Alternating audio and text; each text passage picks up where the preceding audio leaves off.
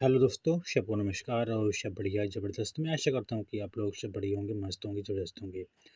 और ये math practice set है। मैथ प्रैक्टिस सेट में पहला क्वेश्चन देखते हैं।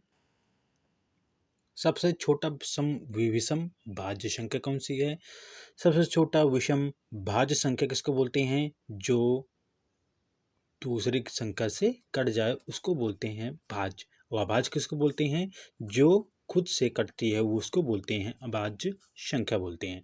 तो ये विषम संख्या और विषम संख्या किसको बोलते हैं? सम संख्या जो दो से विभाजित होती हैं वो सम संख्याएं हैं, और जो तीन से विभाजित होती हैं मतलब दो से विभाजित नहीं होती हैं उसको बोलते हैं विषम संख्या होती है। तो हो गया इसका तो विषम संख्या और भाज्य संख्या में ये समझना होता है। अब हमारा क्वेश्चन क्या कह रहा है कि सबसे छोटा विषम भाज्य संख्या कौन सी है? तो इसका आंसर क्या हो जाएगा? 9। 9 क्या है? सबसे छोटा विषम भाज्य संख्या है। अगर अब ये बोल दिया जाए, अगर इसमें सम बोल दिया जाता है कि सबसे छोटा सम भाज्य संख्या कौन सी है सबसे छोटा, तो वो कौन सी है? 4 है।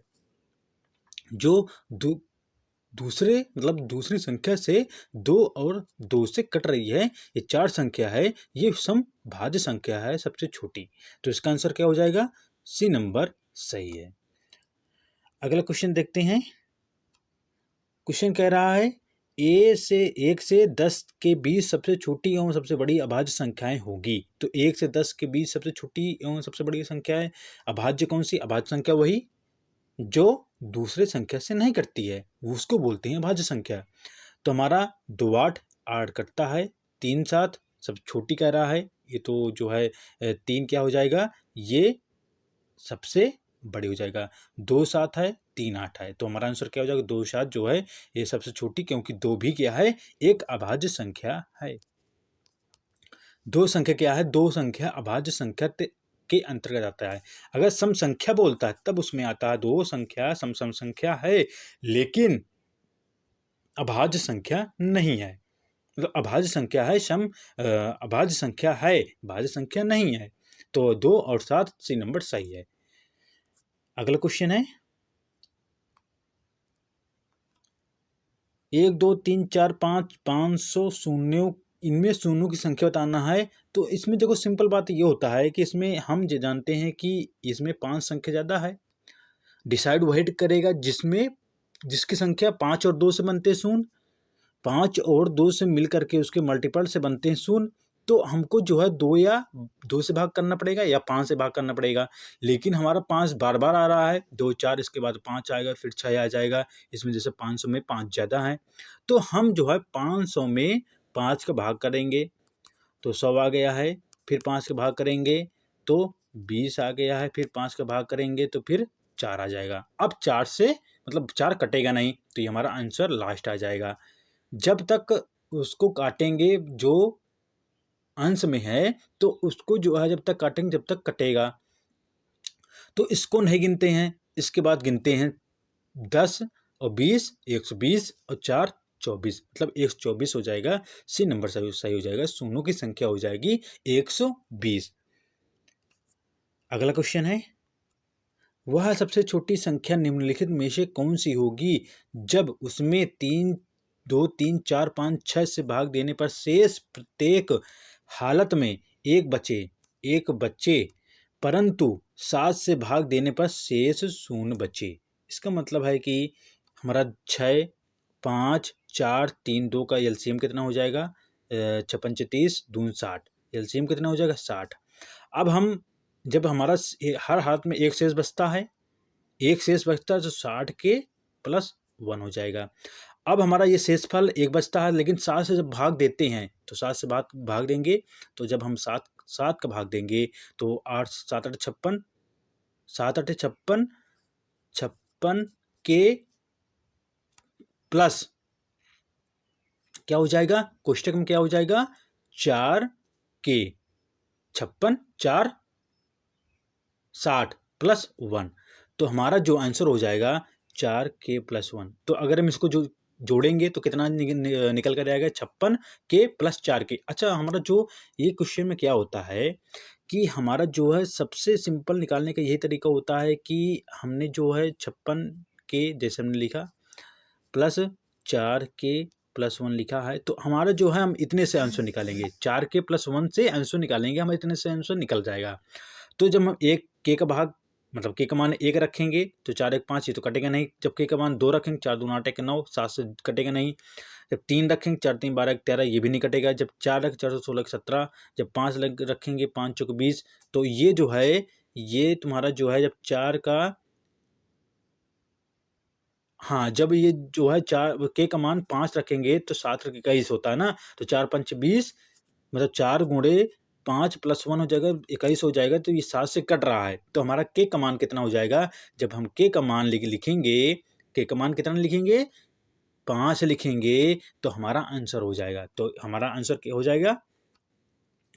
60 के +1। तो के का मान कितना आया है? 5 आया है, तो 56 30 और 1 31, 301। तो 301 जो है 7 से विभाजित हो रहा है, ये सी नंबर सही है।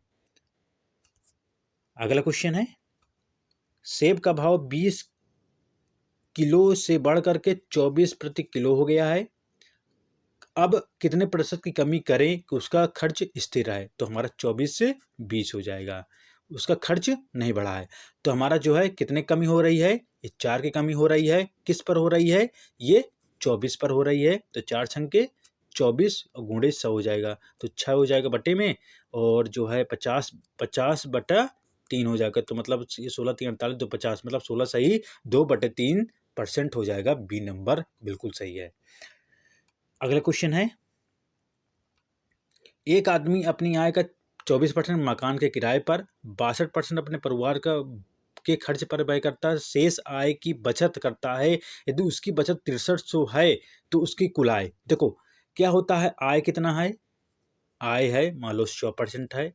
उसके बाद है खर्च कितना कर रहा है? दोनों मिला करके, दोनों मिलाकर खर्च कर रहा है 4 2 6 और 6 2 8, मतलब 86% खर्च कर रहा है। तो उसका बचत कितना है?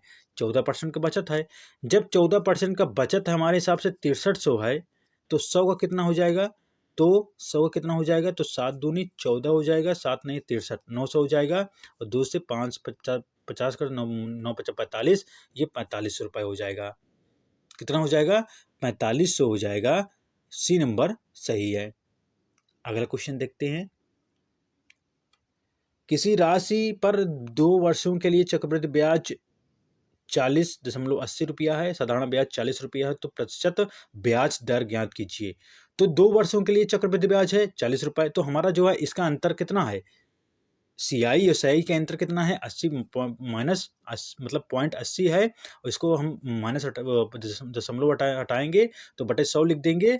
गुणे कितना लिख देंगे? 2 वर्ष के लिए पूछ रहा है, और 100 हमारा जो है परसेंट है, और इसमें जो है, और ये हमारा साधारण ब्याज कितना है? 40 है, तो 100 से ये कट गया, और 40 दूना 80 हो जाएगा, 2 दूना 4, तो 4% हो जाएगा। ए नंबर सही है। अगला क्वेश्चन है, किसी राशि का साधारण ब्याज मूलधन का 4/9 है। यदि ब्याज पर दिए जाने वाले मूलधन की अवधि के वर्ष ब्याज की वार्षिक दर के बराबर हो तो ब्याज की दर क्या होगी? तो हमारा जो है ये साधारण ब्याज का मूलधन मतलब होता है एसआई बराबर हो जाता है मूलधन गुणे 4/9। तो हमारा एसआई जो हो जाएगा वो मूलधन के 4/9 के बराबर है। जिसे हमारा मतलब जो साधारण ब्याज क्या होता है, PRT/100 होता है, PRT/100 होता है। तो हमारा मूलधन कितना दिया है? P गुणे 4/9 दिया हुआ है, तो हमारा एसआई बराबर होता है। तो जब एसआई बराबर होता है तो एसआई दर में क्या लिखेंगे? 4/9, और क्या लिखेंगे? मूलधन लिखेंगे। फिर P8 मतलब कितना दिया हुआ है? ये समान अवधि है, तो हमारा ये रेट पूछ रहा है, तो RT बराबर R हो जाएगा, गुणे R/100 हो जाएगा। P से P कट गया है, तो ये 100 उधर चला गया, 400 हो जाएगा, तो 20/3 हो जाएगा R। तो हमारा 20/3 R हो गया, तो 6 18 2 20, मतलब कि 6 सही 2/3% हो जाएगा। ए नंबर सही है। अगला क्वेश्चन है, राघव ने एक स्कूटर अपने उसके मूल्य के उसके मतलब जो MRP लिया हुआ है उसके मूल्य के 13/15 में खरीदता है। CP कितना हो जाएगा? विक्रय मूल्य से जब 12% अधिक राशि लेकर बेच दिया, तो हमारा जो है जैसा MRP कितना दिया हुआ है? 15 दिया हुआ है। एमआरपी जो है जब बराबर करेंगे, एमआरपी 15 दिया हो 150 कर लीजिए, सीपी जो है 120 कर लीजिए। तो हमारा 12% अधिक कर रहा है, तो 12% इसका जब निकालेंगे तो 12% ये 0 से ये कट गया है, और 12% मतलब 10 हो जाएगा, और 2 छंग 12, 2 पंचे 10 हो जाएगा, 5 3 15 हो जाएगा, तो 6 पंचे 30 मतलब कि 180 हो जाएगा। 180 और 120 हो जाएगा। तो हमारा जो है ये कितना हो जाएगा, 60 हो जाएगा, बटे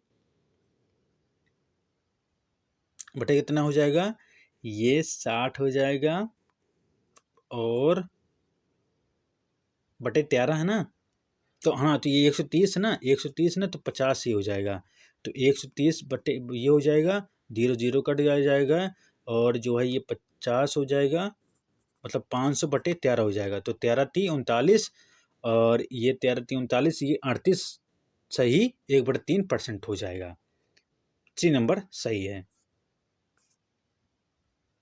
अगला क्वेश्चन, किसी कक्षा में 50 विद्यार्थी हैं, 50 किलोग्राम भार वाला एक विद्यार्थी चला जाता है तथा उसके स्थान पर एक नया विद्यार्थी आ जाता है, जिससे कक्षा का औसत भार 1/2 किलोग्राम बढ़ जाता है। नए विद्यार्थी का भार है, तो नए विद्यार्थी भार, तो हमारा जो है न्यू विद्यार्थी बराबर क्या हो जाता है कि 50 किलोग्राम जो पुराना था, फिर नए प्लस माइनस इंक्रीज डिक्रीज कितना हुआ, टोटल मेंबर कितना हो गया 150 बटे 150 बढ़ रहा है, तो 25 ये हो जाएगा। तो हमारा टोटल कितना हो जाएगा, 50 मेंबर का जो नए भार है तो 75 किलोग्राम हो जाएगा। बी नंबर सही है। अगला क्वेश्चन है, विपरीत दिशाओं में चलने वाली दो ट्रेनें एक दूसरे को 7.5 सेकंड में पार करती है। एक ट्रेन की लंबाई 150 मीटर है, तो दूसरी ट्रेन की लंबाई ज्ञात करना है। ट्रेन एक क्रमशः 50 किलोमीटर और 70 किलोमीटर प्रति घंटा की चाल से चल रहा है। तो एक ट्रेन का हमको ज्ञात करना है, और दूसरे ट्रेन की लंबाई दिया हुआ है और चाल दिया हुआ है, क्योंकि विपरीत दिशा में है, इसलिए इसको जोड़ देंगे, 120 हो जाएगा, और उसमें जो है 120 हो जाएगा। और हमको क्या करना, ज्ञात करना है, मीटर में ज्ञात करना है, तो हम 5/18 का भाग कर देंगे, मीटर में चेंज हो जाएगा। उसके बाद हमारा जो है 7.5 सेकंड दिया हुआ है, टाइम दिया हुआ है, 7.5 हो जाएगा। तो हमारा जो है ये कितना दिया हुआ है, 120 हो गया, तो 6 × 18 6 दूनी 12, ठीक, 6 × 18 और 25 × 75 और बटे 10 हो जाएगा। 10 से 10 ये कट गया है, तो 25 हो जाएगा, 25 दून 50 हो जाएगा। 150 में 50 घटा देंगे तो 100 हो जाएगा, 100 मीटर। ए नंबर सही है।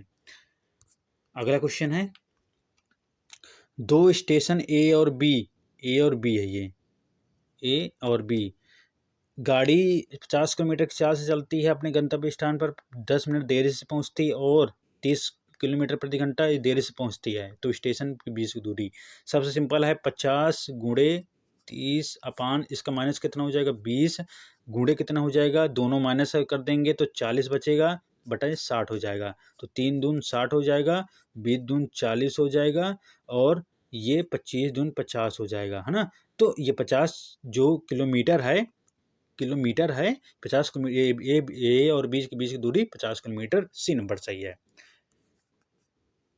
अगला क्वेश्चन है, दो पाइप एक टंकी को क्रमशः 15 और 12 में भरते हैं, जबकि तीसरा पाइप खाली करता है 20 घंटे में। तो खाली सभी तीनों पाइप खोल दिए जाए तो टंकी कितने भरे में जाएगी। तो हमारा तीनों जो है तीनों 15 12 और 20 है, तो एलसीएम कितना हो जाएगा, 60 हो जाएगा। 15 चौको 60, 12 पंचे 60, 20 3 60, तो 5 4 9, ये खाली कर रहा है तो माइनस कर देंगे तो 6 बचेगा। तो टोटल हमारा जो है 60 घंटे में भर रहा है, तो ये 10 घंटे में भरेगा टंकी। तो वो बी नंबर सही है।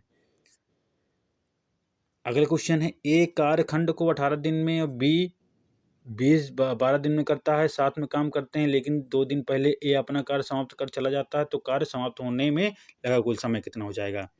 तो ये इसका एलसीएम कितना हो जाएगा, 18 दूनी 36 हो जाएगा। तो एक इसका एफिशिएंसी कितनी हो जाएगा, 18 दूनी 36, 12 3 36 हो जाएगा, ठीक। उसके बाद जो है ये हमारा आंसर क्या हो जाता है, जब पूर्व कहता है तो हम प्लस कर देते हैं, एक पूर्व कर रहा है तो 2 दूना 4 हो जाएगा, प्लस कर देंगे, बाकी जो है बटे 5 कर देंगे, तो हमारा कुल समय आ जाएगा 36 4 40 और 5 8 40, तो कुल समय हो जाएगा 8। तो बी नंबर इसका सही है।